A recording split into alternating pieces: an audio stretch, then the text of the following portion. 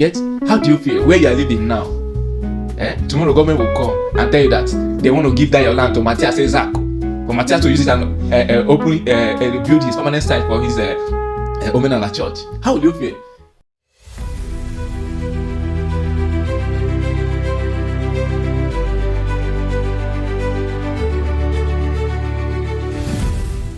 There are heavy protests happening now in okpala in Imo State.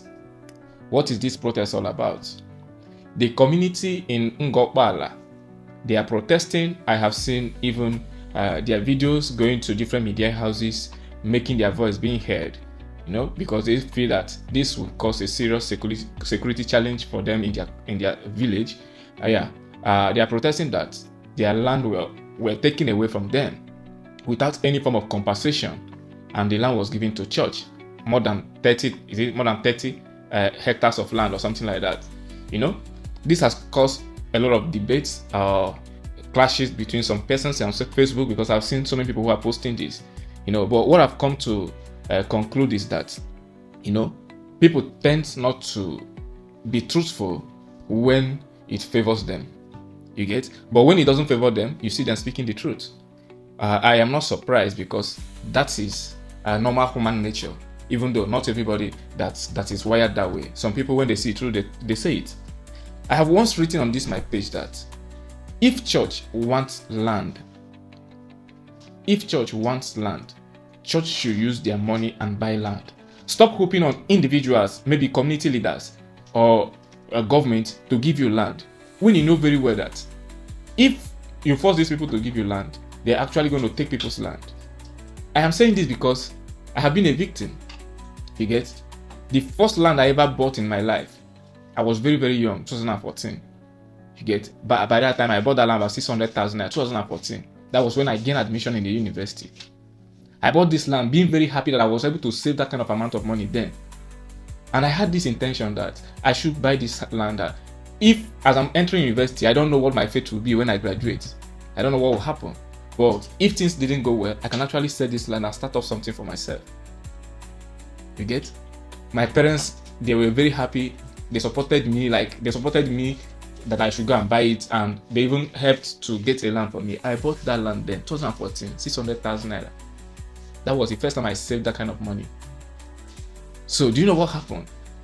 Just roughly 1 year and 5 months I bought that land. The land entered voicemail. You get? The land was given to the church. It's not only mine, but even other people around the area. Their land was given to the church. Their church wants a land where they will build school. You get? And if you see how this thing works, you see that those people who are giving this land to church are members of that church, and they are within that church leaders, council leaders. You get? They know very well that we are giving church this. Who is the church? That's the question. The church is still those people.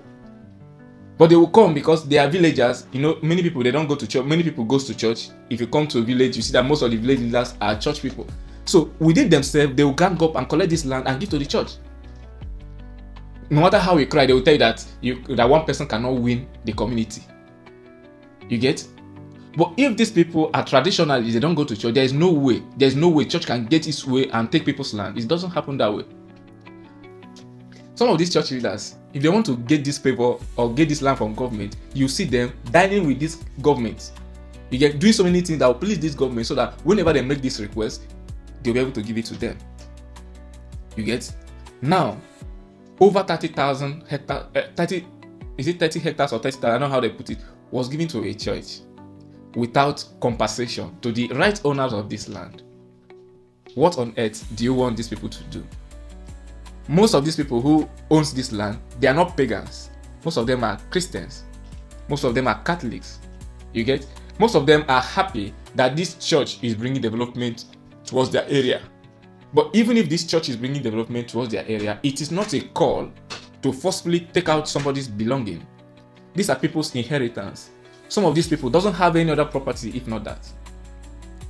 This church in question has money. God has blessed these people with money. Even when the whole ideas of having a permanent site was coming up, we've always heard the owner of this ministry saying that they want to buy, meaning that there was money to buy this. You get? Then how come they were able to penetrate into the government with the connection and everything, and government took over this land from the rightful owners without any compensation?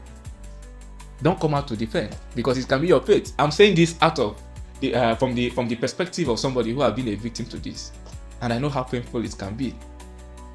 You get? How do you feel where you are living now?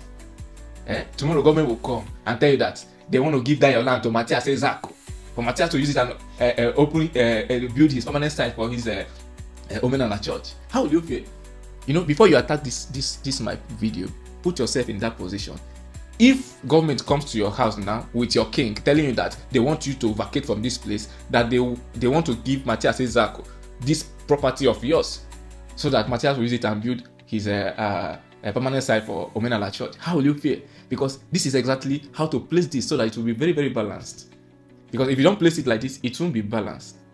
You get? I know that you are a Christian, you are a member of the church, the particular church they are talking about, but how would you feel if it is that this church doesn't have the capacity to pay for this land? It will be a quite different story. That land wasn't expensive. Before anybody knew that they want to occupy that land, they could actually get that land at cost of 200,000 naira per plot, which they have the capacity to pay for it. At least some of the members are very rich. You get one of the members can even buy 100 plots and give to the ministry, if assuming that the money was the problem. You get? So these people are now being forced out of their land, and according to them, there are a lot of army people. Once you cross anywhere in that land, they will beat hell out of you in your own land. How do you feel? You get? Why do you say that? After all, it was the king that gave it to them. Who is the king, and what influence does the king have? You get? Is the king a member of the church? That's the one thing you should know, because most of these people doing this are members of churches. It's not just about Zion ministry. That is how it works everywhere. My own that's happened, the one that happens to me, the people who pioneer this are church council, which they are just doing it for their own favor. You get? Because if the people who is the leaders of the village or the communities, none of them goes to church, you will never see them tamper with people's land because they want to give it to church. But the people who are the leaders of these communities are also the people who are the leader of the church in that community. So it becomes so easy for them to take anybody's land. And one thing with church, I'm a Christian, you get? But one thing with church, that if you have a boundary with church, just kukuma write a letter to the church, give them that land willingly, because they will take it. If you have a boundary with church, is it that you just voluntarily use yourself, go meet them, tell them, say, I want to give this land to you people? Because even if you don't do it, they will take it. That has been the history about church. It also happened to my mom, their family. Church took over their land. This is land that the father have been their own personal land from time immemorial, over 100 years ago. But because their dad was dead, somebody who is very close to their dad, who is also a church leader, told them, let us go and take this land from them. You get? So when you're asking the 6 kings that came there to do, who are the 6 kings? You get? What are their relationship with the ministry itself? That's what you have to check. You get? Does the king have the right to allocate people's land to another person? If you come to communities where they have king, some of them have lands that belong to the community. It doesn't belong to any particular family. That when this person is a king, he is the person that cultivates, or he is the person that benefits from whatever economic trees or economic stuff that is being housed in that land. You get? That one is known that this land is owned by the community, not by individuals or not by families. That kind of land can be given to anybody. Then the question is, the land that was given to Zion Ministry, is it actually a community land or a family land? You get? Judge this thing right the way you would want it to be judged if it happens to your family. You get? Because that's what you get? So you can never be able to judge cases right if you don't place yourself in that shoe. Place yourself there. What do you think? You get? It's high time they started remedying things now before it get out of hand. You get? Because it won't be so good that as a church that's supposed to, speak against oppression, then the same church is the one oppressing other people. If what we've heard is true, it is really not a nice thing. You get? I repeat it again. Any church anywhere that wants land, save money and buy land, Don't go after influential people, convincing them to take people's land.